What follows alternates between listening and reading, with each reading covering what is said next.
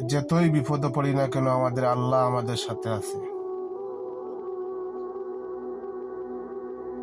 হয়তো আমরা বন্যায় অনেক ক্ষতিগ্রস্ত হয়েছি,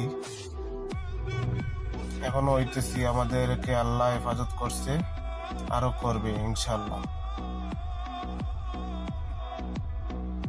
তাতে আমরা বাংলাদেশের সাথে যে নিমরামে যে বেইমানি করলো ইন্ডিয়া, এটার প্রতিদান একদিন পাইবে, এটা দিতে হবে। এই যে আমাদের কত মা বোন গর্ভবতী, কি সমস্যা আসিল, কি বিপদে আসিল, কত মানুষ মারা গেছে, ঠিক মতো মাটি দিতে হয় নাই, এটার প্রতিদান কিন্তু ইন্ডিয়া দিতে হবে। সবাই রেডি হন, প্রস্তুতি নেন ইন্ডিয়াকে প্রতিবাদ করার জন্য।